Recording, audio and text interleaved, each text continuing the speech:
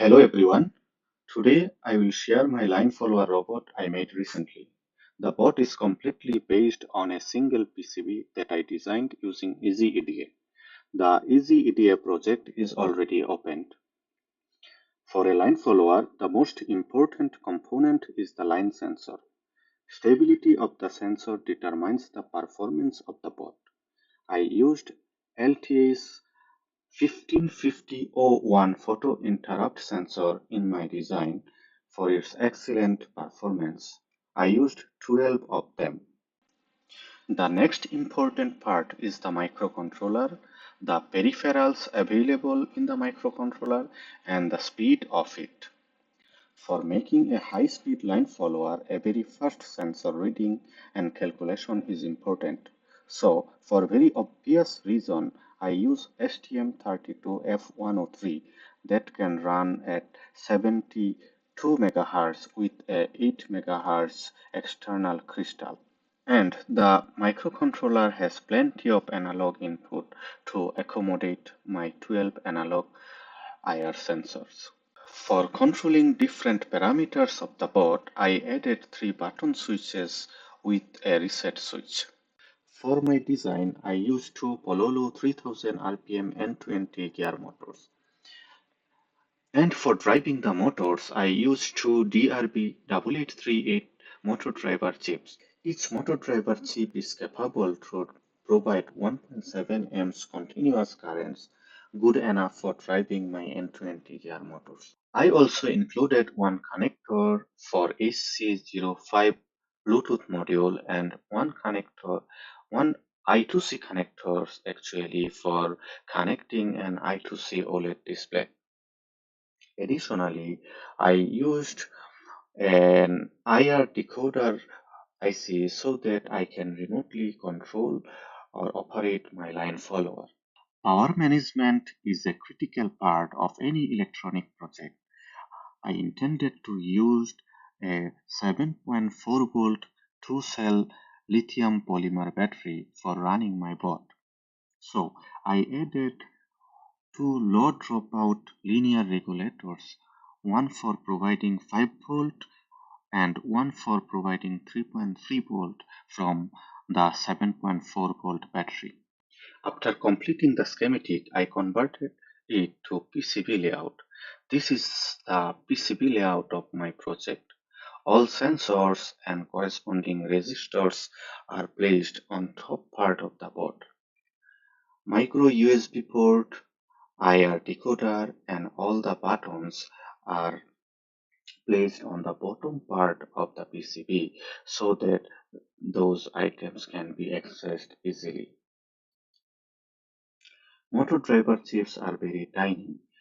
The motor driver chips output and all the power traces are made wider so that they can allow larger current.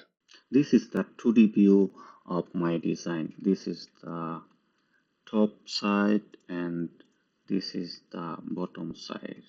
And this is the 3D view of my line follower board.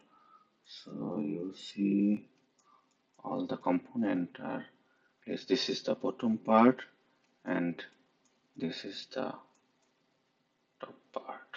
So after finishing my design, I ordered the PCB from the JLC PCB.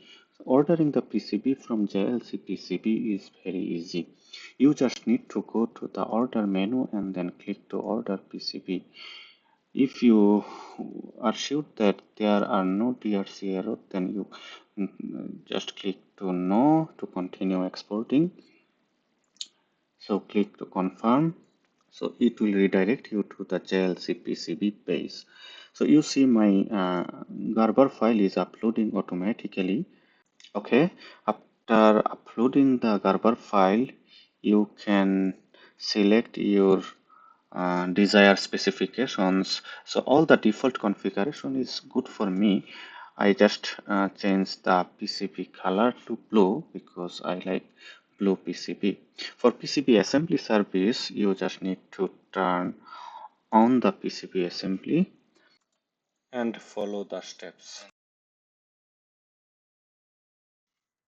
After waiting around 3 weeks, I received the assembled PCB. The PCB and the component assembly is very good and I am fully satisfied on it.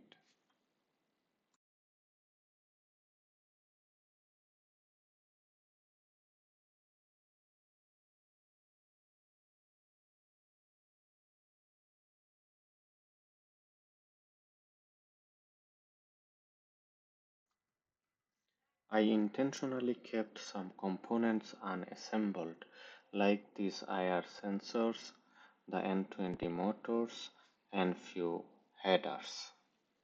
I manually soldered all those unassembled components, and this is the final board.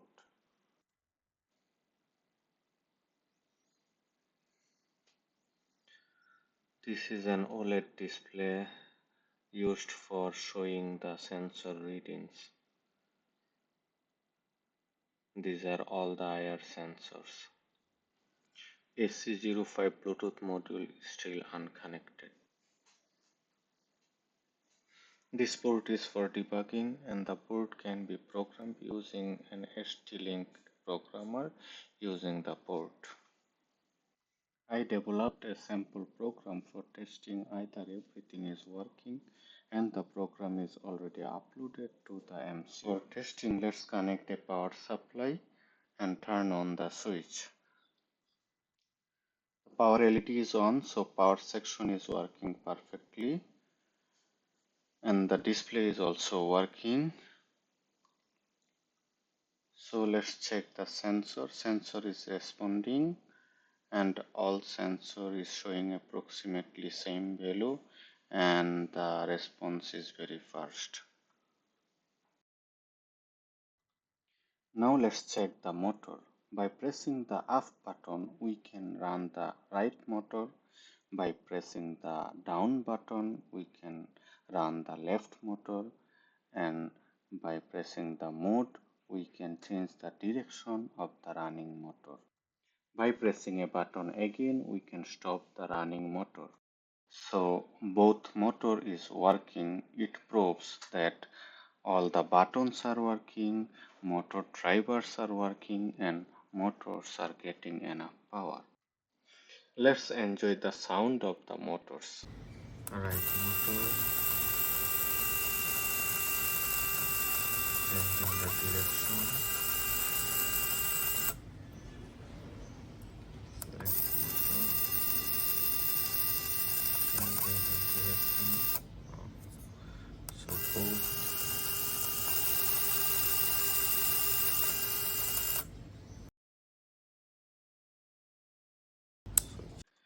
Thank you for watching this video. In my next video, I will demonstrate my complete line follower using PID algorithm.